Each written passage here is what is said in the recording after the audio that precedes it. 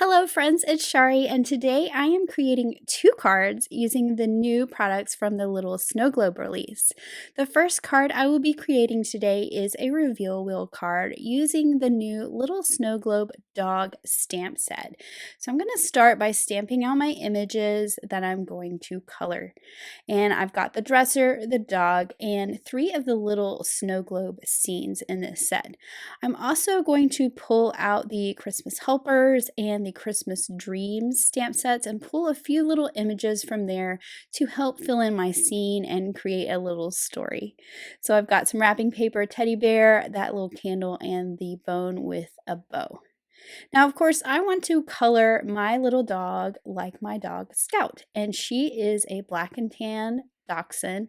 So we have the brown that's on her muzzle, her feet, kind of her chest there. She has a little brown right on the edge of her ear, and of course, that little dot above her eye, which me and my husband call baked bean eyebrows. We saw that on social media once, and they have been baked bean eyebrows ever since because they are adorable. Then I'm moving on to the black part of her fur, and I like to color black images with dark grays so that I do not lose the definition of the lines of the image. So I'm starting out with that dark gray, which is that W7, and I just kind of outlined where the shadows and the edges will be, and then I'll come in with that W5 and start to blend that dark bit out a little bit. You can see I'll go back in and add some in a little bit because I do want her to still look like a black and tan puppy, but I don't want to lose too much of that definition. So I'll pull in, you can see I'm going back and forth between the dark and the light, but I like that you can still see her little eye there. That's the part I don't want to lose. I want to keep her little eye. Now for the dresser, I'm going to basically color this in 2 colors. So for the drawers, I wanted to use a lighter brown. I've just done a darker on the edges and then pulled it in with a lighter. And then for the body of the dresser, I'll pull out some darker browns. I'm adding the darker of the 2 under the drawers, under the top, and then in the little curves of the feet. And then I will pull that out with the lighter of those 2 colors and kind of blend it. I will be going back to this with an even darker brown and adding a little bit of detail. And I just like that this look kind of makes those drawers stand out a little bit, and we don't have this just big brown piece of furniture. We have a little definition between them. Then I'm using some gray for the top and the drawer pulls. And then here's where I'm going to go back in with a dark brown and just do some lines, just some wood grain line details.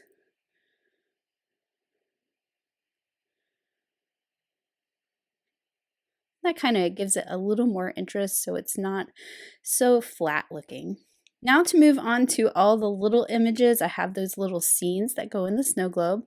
And I'm not going to worry too much with shading on these. So I'm just using 1 shade of brown for my gingerbread man. I'm using 1 shade of green for my tree. And then of course I've got a little orange for the candle flame, the nose of that snowman. And then I'll use a cream color for the candle, which I consider to be white. And then I'm doing the same for the dog bone. Now for my snow, I'm pulling out a very pale aqua color, and I'm just tracing underneath the line of the snowy hill and underneath the image that's sitting on that hill. And that will just kind of define that edge a little bit and give it a little bit of color. And then for my snowy areas on my images, I'm just using a cool gray, a really light cool gray to color those white. I've got a red bow on my bone, and then on my wrapping paper, I'm using a pale aqua color again. This is that same color I used for the snowy hills. And I will be doing some stamping on this before I put it on the card. And then, of course, I have the little bear, which I'm considering the toy that Scout will be wrapping up for Christmas for a friend. So I'm just going to do a little bit of shading underneath the chin and the feet, but not too much because this is a pretty small image. Of course, I'll use my coordinating dies to cut all of these images out, and then I'll just set these aside for now, and we will come back to those later. While I'm prepping pieces for my scene, I'm also going to cut the Christmas garland from some green sparkle cardstock. I'm going to use this green in the holiday pack, but you can also buy a pack of just green sparkle cardstock.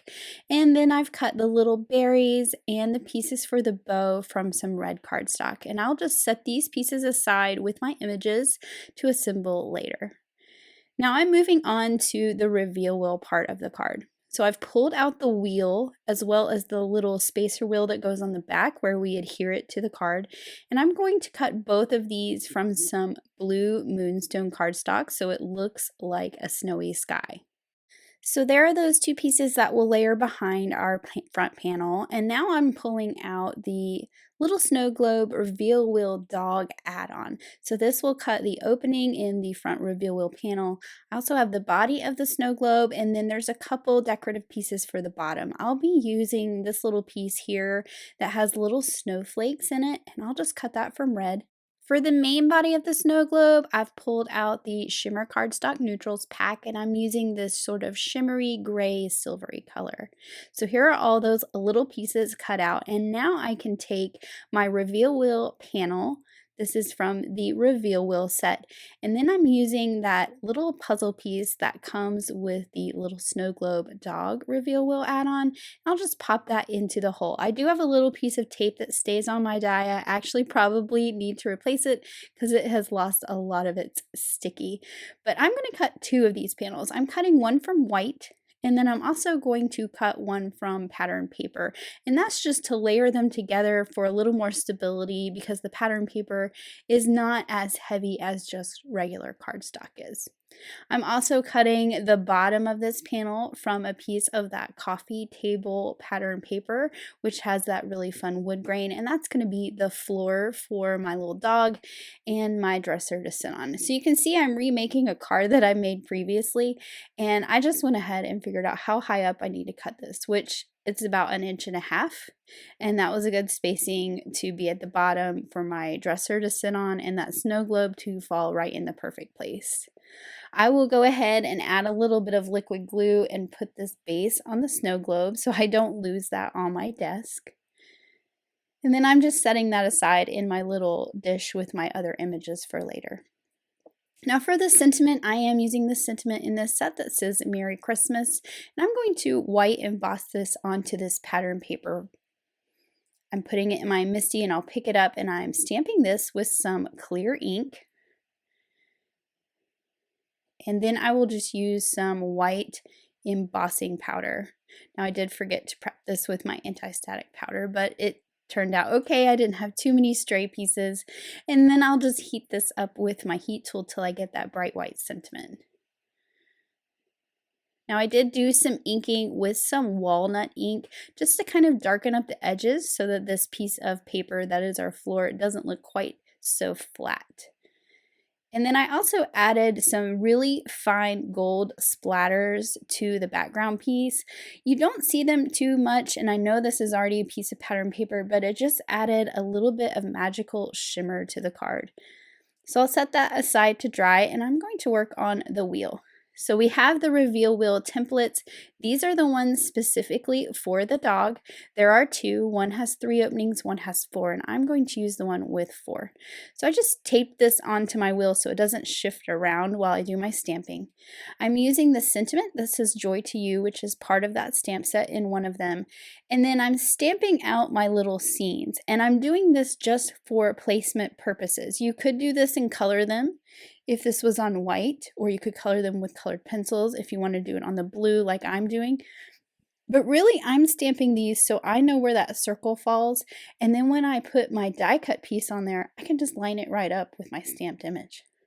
Now I'm adding the snow, and I'm using some mermaid ink, and then this little pie-shaped stamp that has all the snow is meant to fill the whole wheel with snow. So you put the point at the center, and then you stamp all 4 quadrants. So you can see here now I'm using those stamped images just to line up my little pieces, and this works perfect because now it covers up the snow that was on my image, and I just think it looks perfect. So now they're all in the right place to go behind the opening. Now I'm layering my 2 pieces together that I cut just to kind of make that pattern piece a little more stiff. And I can start to assemble the whole front of my card. So I'll add my flooring to the bottom. And then I have a piece of white wood grain cardstock. I'm just going to cut a strip that is 1/4 inch wide. And this is going to be the baseboard for my little scene. So I'll just add a line of glue and butt this piece of white wood grain cardstock right up against the top of the pattern wood grain cardstock. And then I can just trim off the excess on each end. Then I'm taking that little snow globe that I cut from the reveal wheel add-on and adding that to frame up the opening. And then I can take my dresser and just I'm tucking it right underneath just the very bottom of the snow globe. It kind of covers up that white part of the die cut, and it makes it look like it's sitting on that dresser. I also have a couple of the little things that I stamped and colored to decorate my dresser. So I have that cute little candle. And then this is the bone that's for Scout. So we got to put it up high so she can't get it until Christmas. Now I'm taking a piece of spiffier speckles paper and just trimming this down to be slightly smaller than an A2 size card. And that's so I can get a little border of this off-white cardstock of my card base, that vanilla malt cardstock, just a little border around each side. So I will go ahead and put that adhesive on the back and get that onto my card base. And I just think that makes a nice little frame. And then let's start to assemble our reveal wheel. So you want to take the tiny brad and stick it through the small circle. And this goes on the back of the wheel where we stamp. So then you want to thread that through and then open up the prongs on the front. And this is so you can put the adhesive, which we're doing foam squares, just on the little tiny wheel. We'll go ahead and pull off the liner papers for those. And then you can line this up in the opening. The easiest one I think to line up is that sentiment because it really fills that. And then you want to make sure that you shift it over to where you don't see the score line on the wheel in the little notch where we're going to spin it. So I'm just going to line this up and pop this on here, and this is only going to adhere down my wheel. So I know my wheel is in the right place. Now I can add some foam squares to my front panel, and you want to make sure you avoid where that wheel is going to be. So I just do the corners and then like an extra one in the middle at the bottom. And then we can just pop that back in place, and you can see how that is going to work perfectly. Now to continue decorating my little living room scene, I've got my garland I cut from glitter paper. I wanted it to stretch all the way across the top, so I just cut it in half, and I'm going to put one on each side. And then the bow will cover up the middle and the void that is created between the two. So with the bow, what you want to do is fold this little piece around. So it will fold around the back and then fold back around the front and create a little bit of a 3-dimensional knot for the bow. And I'm just going to hold it with my tweezers and clean up any of that little glue that kind of smushed out. Then I'm adding a dot of glue to the back, and I'll layer the tails of the ribbon behind there, and I'm just going to hold it with my tweezers again so that glue can dry. While that glue is drying, I'm adding my little tiny berries to my garland, and it cuts 6, so I'm just adding 3 on each side. And then I can add my bow to the center just with a little bit of liquid glue. And that will fill that void between them and just make that garland look like it's longer than it was. And now I can finish up all the rest of the images in the scene. Scout has some white. She's a rainbow of all the colors, so I'm adding that detail with a white gel pen. And then also some black glaze to her nose so I get that shiny black nose. I'm adding some foam squares to the back of her so I have some dimension from that dresser behind her, And I'm just going to pop her in there on the left side, gazing up at that snow globe. Now, I have the Happy Halloween stamp set, but there are some paws in a bunch of other sets. You just need to look. I'm using some narwhal ink, and I'm stamping her paws on the wrapping paper because she's been so helpful wrapping presents. She just will walk across the wrapping paper when I'm wrapping presents. And I'm going to put some thin foam squares on the back of this, so it's not popped up as much as Scout is. It's a little bit further back, but that's because I'm going to put a regular foam square on the back of the teddy bear so that the teddy bear is popped up a little bit more. And I use a thin one on the bottom where it overlaps the wrapping paper. So Scout is helping wrapping presents for her friends, and she's made her mark on the wrapping paper. Now, of course, I'm adding a little bit of stickles to the flame of the candle. I like to use yellow when I'm doing flames like that. And then I'm adding some stickles to the bow of the bone and then just on the pulls of the dresser. And then, of course, we need to add that little arrow that comes with the reveal wheel to tell the recipient that they need to turn the wheel and see what happens in the snow globe. And here is how that works. It spins perfectly. Everything works well. So here is that final card, and I'm going to pick it up so you can see a little bit more of the sparkle. We got the speckles in the background, the glitter on the garland, and then a little bit of glitter on the images. Next, let's create a second card for this video using the new Poinsettia background stencils. I love this new stencil, and I really love how my card turned out. Each of these stencils has a number 1 through 3, so I'm putting them in order. This will tell you how to stencil them in which order to get a perfect background. I will be stenciling on some speckled eggshell cardstock, which I have here, and I'm just going to cut this down to 4 1/4 by 5 1/2 for my stenciling. I will be trimming it out with a stitched rectangle once I have all my stenciling done. So I'm starting with stencil number 1, and I'm using my grip mat that came from the inside of my stamp wheel. And here are the colors I'm going to use. So I'm going for kind of a lighter pinky poinsettia, and I'm starting with some wild rose ink. And you can see I'm trying to tap it off on that piece of extra cardstock so that I don't get too heavy-handed, because I wanted these to kind of be light. So this is my first layer and will be the big red poinsettia flowers in this design. So I'm just working my way around, making sure I have kind of an even layer of that wild rose color in all of these poinsettia petals.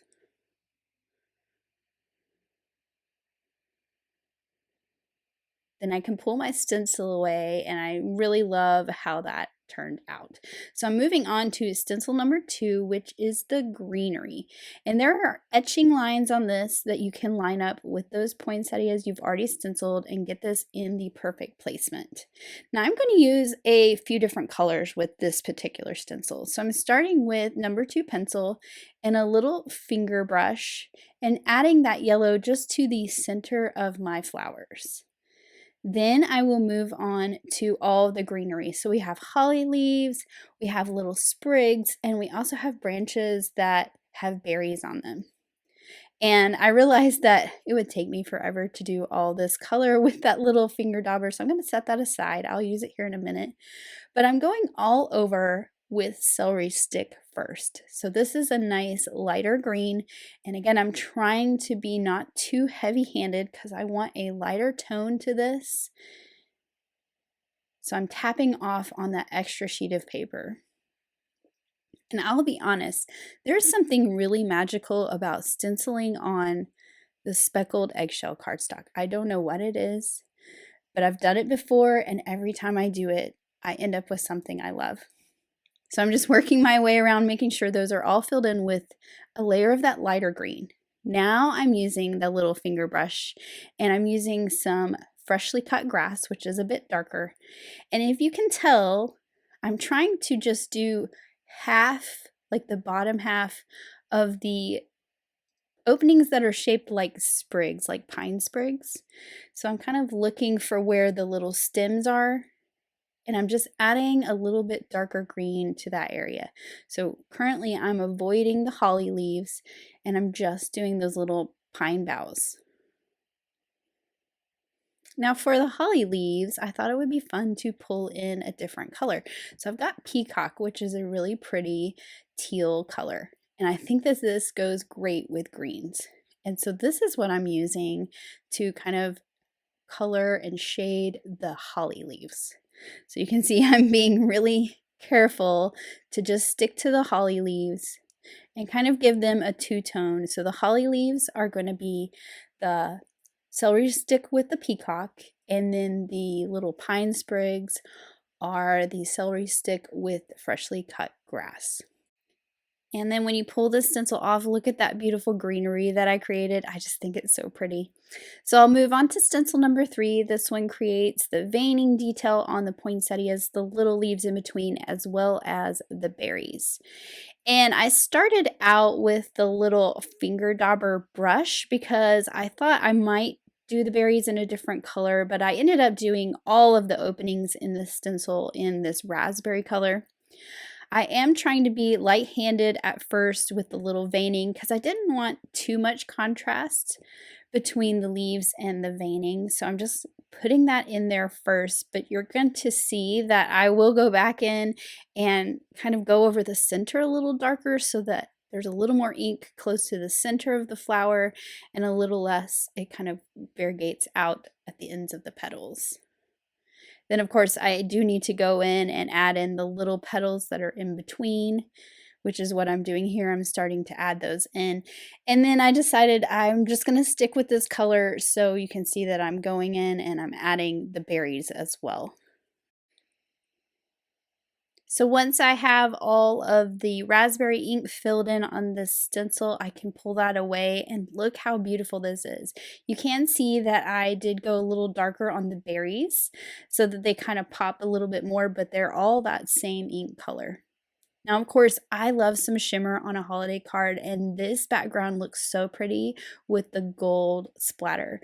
So I'm using that blue gold and just adding some little shimmery splatters, which I know are really hard to see on camera here, but in real life, it just adds some really fun depth and dimension. So I'll set that aside to dry, and then once it is dry, which it is now, and you can kind of see those shimmers a little bit better now that they've dried, I'm trimming this out with the largest outside in stitch rectangle. So this will give me that lovely stitching edge and then a little bit of a border around it. Now I'm using Henry's ABCs, and I've cut out the word wishes from some Blue Jay cardstock, and this is already on a piece of tape because I was going to use this on a different card and I didn't end up doing it. So I've actually had this stuck to my wall for about a week and I just pulled it off and laid it on here, and I thought that looks really good. I'm going to go with that. So I've just laid these out and picked them up with a piece of removable tape, and then I'm putting this onto my panel just as a placeholder while I stamp the word joyful.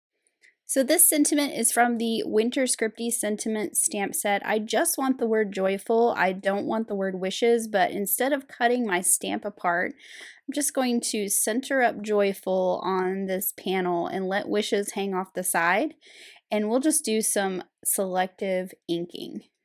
So I've picked it up with the door of my MISTI, and the way I like to only ink up one part of a sentiment is to take a post-it note and cover up the part that I do not want inked. So I'm just making sure this is covering up wishes, and I have it stuck to the door of the MISTI so it doesn't move. I'll use some nice crisp black ink. I really want this sentiment to stand out on that stenciled background, so I'm using some VersaFine Onyx Black, and then I'll just remove the post-it note before I stamp it down. So I have that beautiful scripty joy. Then I'll pull off the die cut letters because I'll be adding some foam to those. And I have some foam strips on the back of the panel as well. And I'm putting this on a card base made from craft cardstock. So I get that really thin craft frame or border around my panel. And I really love this look. Now for the letters, I added some thin foam strips. I just cut them in little pieces so that they're hidden behind all those letters. And I think this is a really fun way to add some dimension, especially to kind of a simple graphic card like this with a beautiful background. Just having that die cut sentiment pop up a little bit adds a lot of interest. Now, of course, I want to add some glitter to my holiday cards, and I'm using my stencil images kind of as a guide. I'm adding some dots of glitter to the berries. I'm also adding some dots of glitter to the centers of the poinsettias on those little yellow dots that the stencil created. And then my favorite thing to do with bold die cut messages like this is to add some glitter, and I really like adding it just to the bottom of the letters, almost as if they've been dipped in some glitter. I just really love how this looks. And then here is my finished card with that beautiful poinsettia background. I love this so much. I want to make a bunch more. It's so pretty on that speckled eggshell cardstock, and I love that glittery sentiment. So here is another look at the 2 cards that I created in today's video, and I hope this has inspired you to use those new holiday products and make some really fun holiday cards. Thanks so much for watching. Have an amazing day. Bye.